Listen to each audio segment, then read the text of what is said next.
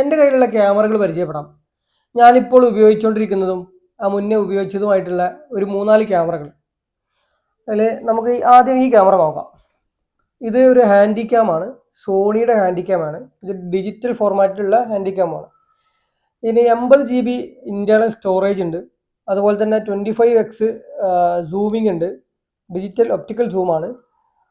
ഇതിൻ്റെ LCD നമുക്ക് flip ചെയ്യാം, റൊട്ടേറ്റ് ചെയ്യാം. ഇത് HD റെക്കോർഡിങ് സാധ്യമായിട്ടുള്ള ഒരു ക്യാമറയാണ്. ഒരു 15 വർഷത്തോളമായി എൻ്റെ കയ്യിൽ ക്യാമറ ഉണ്ടായിട്ട്. ഒരുപാട് നൊസ്റ്റാൾജിയ ഉള്ള ഒരു ക്യാമറയാണ് എനിക്കിത്. 13 വർഷം മുമ്പ് ഇത് വെച്ചൊരു ഷോർട്ട് ഫിലിം ചെയ്തിരുന്നു. ആ ഷോർട്ട് ഫിലിമിന് അതിൽ ക്യാമറയാണ് ഞാൻ ചെയ്തത്.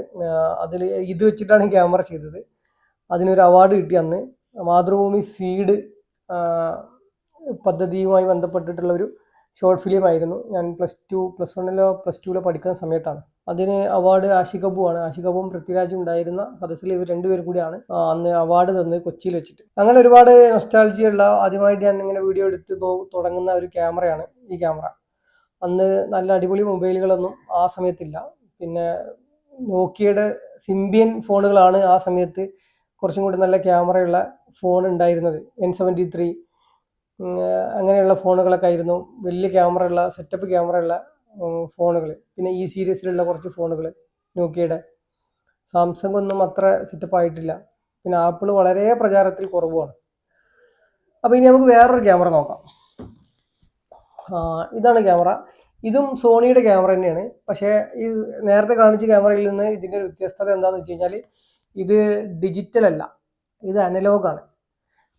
പക്ഷേ ഡീറ്റെയിലുള്ള നമുക്ക് ഇങ്ങനെ സ്ക്രീനൊക്കെ ഉണ്ട്. സ്ക്രീനൊക്കെ ഇങ്ങനെ ഫ്ലിപ്പും ഇതൊക്കെ ചെയ്യാം. പക്ഷേ ഇതിൽ മെമ്മറി കാർഡ് ഇടാൻ പറ്റില്ല. ഇത് കാസറ്റ് ഇട്ട് ഉപയോഗിക്കുന്ന അനലോഗ് മാഗ്നറ്റിക് ടാപ്പ് കാസറ്റ് ഉപയോഗിക്കുന്ന 8mm ഉള്ള കാസറ്റ് ഉപയോഗിക്കുന്ന ഒരു ക്യാമറയാണ്. ഇതിൽ നോക്കിക്കഴിഞ്ഞാൽ ഇതിനകത്തൊരു ക്യാമറ ഒരു കാസറ്റ് കാണുന്നുണ്ടെന്ന് വിചാരിക്കുന്നു. അപ്പോൾ നമ്മൾ തൽക്കാലം ഇത് ക്ലോസ് ചെയ്യാം. അപ്പോൾ ഇതിൻ്റെ ബാറ്ററി ഇടുന്ന ഭാഗമാണ് ഈ ഭാഗം. ഇതിൻ്റെ ബാറ്ററി ഇപ്പോൾ ഡാമേജ് ആയെന്ന് പറഞ്ഞു കഴിഞ്ഞാൽ അത് വീക്കായിട്ട് ഉപയോഗിക്കുന്നില്ല. പൊതുവിൽ ക്യാമറ ഉപയോഗിക്കാത്തതുകൊണ്ട് തന്നെ അത് ബാറ്ററി വീക്കാവുന്നത്. പിന്നെ ഇതിന് വ്യൂ ഫൈൻഡർ ഉണ്ട് ഇവിടെ. ഇങ്ങനെ നോക്കാം. ഇതാണ് അതിൻ്റെ ലെൻസ് ക്യാപ്പാണ്. നമ്മൾ പല സിനിമകളിലൊക്കെ കണ്ടിട്ടുണ്ടാവും. ചിലപ്പോൾ ഏതെങ്കിലും ഒരു ക്യാരക്ടർ ഇങ്ങനെ ക്യാമറയും പിടിച്ച് ഇങ്ങനത്തെ വീഡിയോ ക്യാമറയിലൂടെ ഇങ്ങനെയൊക്കെ നോക്കി വീഡിയോ റെക്കോർഡ് ചെയ്യുന്ന ഒരു സീനുകളൊക്കെ അന്നത്തെ കാലത്ത് ഉണ്ടായിരുന്ന ഒരു പഴയ ഹാൻഡിക്യാം. ഈ കാണുന്നത് ഇതിൻ്റെ ഒരു ഫ്ലാഷ് ലൈറ്റ് ആണ്. പിന്നെ അതുപോലെ തന്നെ നമുക്ക് ഇതിൻ്റെ ഓഡിയോ വീഡിയോ റിയൽ ഔട്ടൊക്കെ എടുക്കാം. പിന്നെ ഇതിൽ ഇപ്പം വലിയൊരു ഡിഫിക്കൽട്ടി എന്താണെന്ന് വെച്ച് കഴിഞ്ഞാൽ ഇപ്പം നമ്മൾ ചെയ്യുന്നതൊക്കെ ഡിജിറ്റൽ ആയതുകൊണ്ട് ഇതിൽ അനലോഗുമാണ്. ആ സമയത്ത് നമുക്ക് ഇപ്പോൾ ഡിജിറ്റൽ ആയതുകൊണ്ട് നമുക്ക് മെമ്മറി കാർഡ് നേരെ കുത്തി കമ്പ്യൂട്ടറിലേക്ക് മാറ്റാം, അല്ലെങ്കിൽ ഫോണിലേക്ക് മാറ്റാം, വൈഫൈ ഷെയർ ചെയ്യാം, അങ്ങനെയൊക്കെ ഉണ്ട്. പക്ഷേ ഇതിൽ ആ സിസ്റ്റം ഇല്ല. ഈ അനലോഗിനെ ഡിജിറ്റലിലേക്കാക്കി മാറ്റുക എന്ന് പറയുന്നത് ഒരു വലിയ പ്രോസസ്സാണ്. അപ്പോൾ അതൊക്കെ ചെയ്യണം. അതുകൊണ്ട് തന്നെ ഇപ്പം ഇങ്ങനെ പ്രചാരത്തിൽ ഒന്നാമത് ഇതിൻ്റെ CD-യും കാസറ്റും ഇതൊന്നും ഇപ്പം അങ്ങനെ ഉപയോഗിക്കുന്നുമില്ല. അപ്പോൾ അതുകൊണ്ട് തന്നെ ഈ ക്യാമറ തീരെ ഉപയോഗിക്കാറില്ല. അപ്പം ഇതിവിടെ ഇങ്ങനെ എടുത്തു വെച്ചേക്കാണ്. പിന്നെയുള്ള ഒരു ക്യാമറ എന്ന് പറയുന്നത് നിക്കോണിൻ്റെ ക്യാമറയാണ്. നിക്കോൺ D3200 എന്നാണ് ഈ ക്യാമറ മോഡൽ. ഇത് നിക്കോണിൻ്റെ വളരെ എൻട്രി ലെവലായിട്ടുള്ളൊരു ക്യാമറയാണ്. ഇത് ഡിജിറ്റലാണ്, എല്ലാവർക്കും അറിയുന്ന പോലെ തന്നെ. DSLR ക്യാമറ എന്ന് പറയുന്ന ഡിജിറ്റൽ സിംഗിൾ ലെൻസ് റിഫ്ലക്സ് എന്നാണ് DSLR എന്ന് വെച്ച് കഴിഞ്ഞാൽ. DSLR ക്യാമറയാണിത്. DSLR ക്യാമറകളുടെ ഏറ്റവും തുടക്കത്തിലുള്ള ഒരു ബേസ് മോഡലാണ്. ഇതിൽ ക്രോപ്പ് സെൻസർ ആയിരിക്കും. അതുപോലെ തന്നെ ഈ ലെൻസ് എന്ന് പറയുന്നത് നിക്കോണിൻ്റെ ലെൻസ് അല്ല, ഇത് നിക്കോണിന് വേണ്ടി ചെയ്തിട്ടുള്ള ലെൻസാണ്. ടാമറോണിൻ്റെ 7300 ലെൻസാണ് ഈ ലെൻസ്.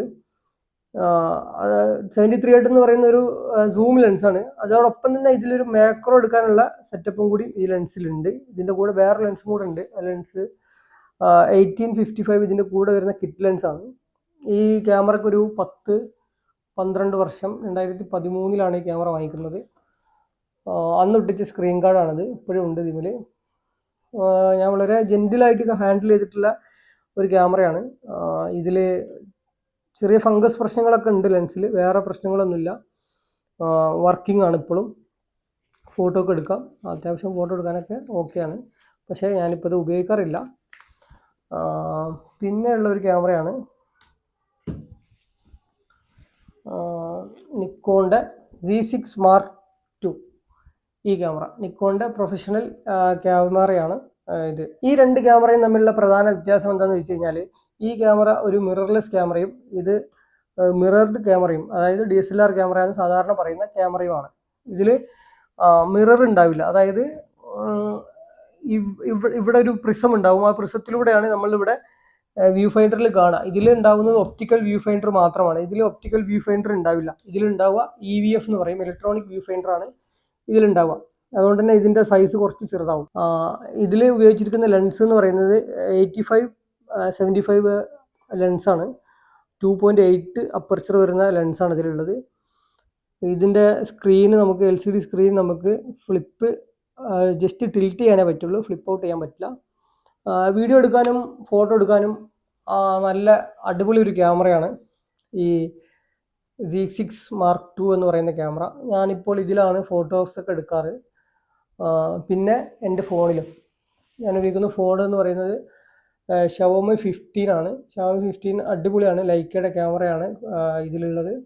നല്ല സൂപ്പർ ക്യാമറയാണ് ഇത്. അപ്പോൾ മറ്റു വിശേഷങ്ങളൊക്കെ ആയിട്ട് വീണ്ടും കാണാം. ഫോട്ടോഗ്രാഫിയുമായി ബന്ധപ്പെട്ടും ക്യാമറയുമായി ബന്ധപ്പെട്ടും വീണ്ടും വീഡിയോസുകളൊക്കെ വരും.